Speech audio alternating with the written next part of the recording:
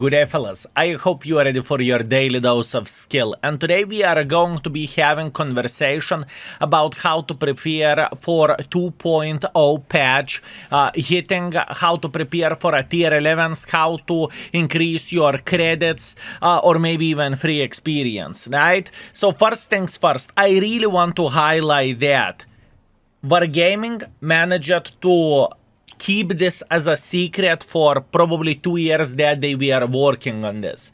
This is absolutely insanity and this is absolutely crazy, truly, fellas. I thought that this stuff is going to be leaked faster than I can talk, and I can talk very, very, very fast. So that is very, very impressive thing. Now, I have no doubts in my mind that this patch is going to be successful. There is so many new toys and there is so many good stuff coming. Overall quality of life changes. Quick information for every and each of you who are farming drops. There is going to be mega drops on 21st of August. It will start from 2 p.m. Central European time, right? And you can get yourself like E75 TS, STRV, Su, Shrek, or I suppose to say you have a chance to get it. Those are mystery drops. Not all people will get it, but some people will. And in the same time, you can get some days of premium, some extra rations and whatnot. So tune in into the streams and farm the stuff. All the people that are having those drops are listed over there. That being said, let's return back to the video. I noticed some things that people do not like, and I understand why.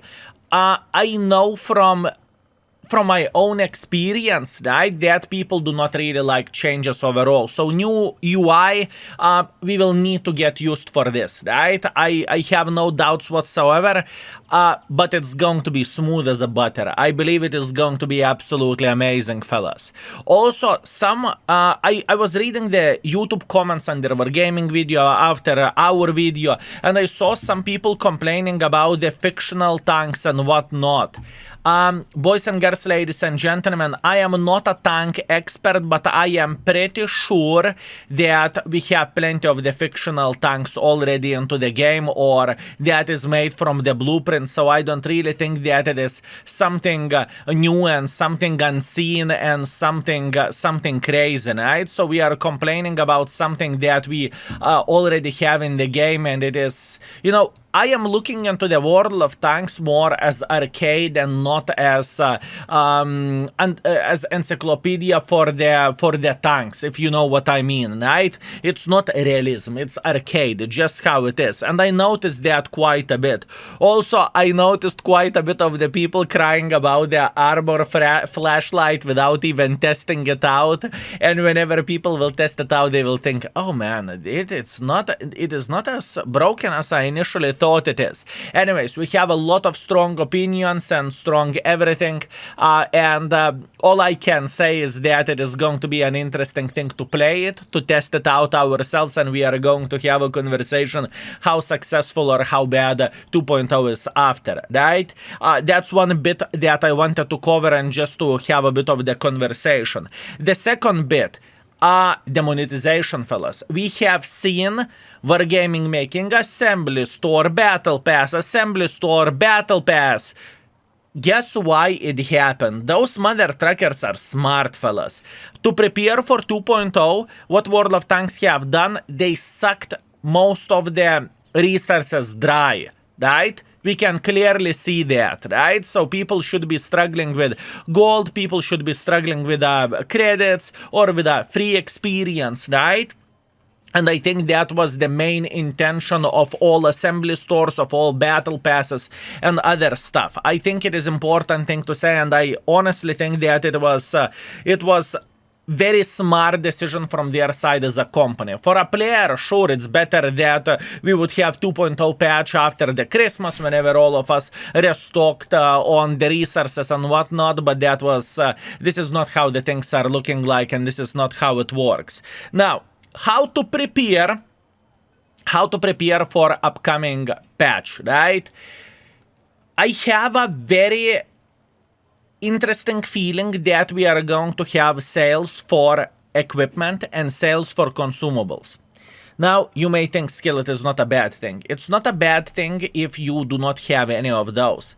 But if you have a lot of consumables, if you have a lot of equipment setup pieces, I would highly recommend to sell some of them just to have some credits, okay? What you need to keep in mind, that tier 11 will cost 7.5 million credits or 7.4 million credits. Let's call it 7.5 just to be safe, right? So that means you will need a lot of credits to buy all of them, and let's get real, not everyone will be able to get everything instantly, and it's completely fine. So if you have a lot of equipment pieces in the stock, I would highly recommend to get rid of those, right?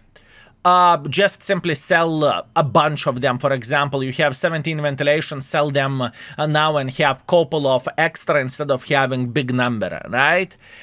Same goes for consumables. It is very important thing to highlight, and we have couple of nations that do not have the tier 11, right? So we need to keep this in mind. If I'm not mistaken, Italians do not have the tier 11 and Japanese do not have tier 11. So logically thinking, those extra rations are the least worthy at this point in time. If all you want to do, you want to prepare for a tier 11. So get rid of the all extra rations for those nations, right? At least that's what I would do, right? This is one thing. The second thing is, pay attention at your missions, what do you have over there, and many of you may have some 5x experience missions, not only in general as a 5x experience, right? I have like 26 left, so I'm going to be preparing for a tier 11 to come, so I will be playing with whatever tanks just to get experience for tier 11. But pay attention at the other stuff over there. As an example, randomly out of nowhere, I have 83 5x experience on Alpine Tiger and whatnot. How they can be useful? They can be useful for you if you, let's say, you do not have 5x experience overall, you play with the tanks that has 5x experience, and you are going to use the gold in order to get some free experience. This is very, very smart thing, and this is a good thing, and I want to believe that we are going to have a discount for that as well, so people can get the tanks for themselves relatively easily, right? It is important thing. Now, if you are struggling with the credits, right? You do not have anything to sell and whatnot. This is the time for you to be gaming with a premium tanks. We have bonuses in the game running, right? What do I mean running? Veteran bonuses. Usually there is at least multiple veterans in the game, and if veteran is in the game, you are getting 15% more credits. That being said, use it and abuse it and have some fun. If I can say where the clans goes, right, to run for clans some credit boosters as well at this point in time, right? It is important thing just to use those boosters for people to get the credits, because once again, tier 11 is going to be very, very hot topic and everything. That is important thing to say. Now, obviously, if you are set up with the credits and everything, what you want to do, you want to grind the experience for tier 11 tanks, right? That's what you want to do. So what do we have? We have a mouse line over there, so you need to grind experience for mouse. You need to grind experience for IS-7. You need to grind experience for E5. You need to grind experience for 50B. You need to grind experience for can opener. Grind experience for Bazaar 65. Grind experience, this is the reward tank if I recall it properly. Grind experience for 430U, or experience for Leopard, or experience for CS63, Batchat, Patton.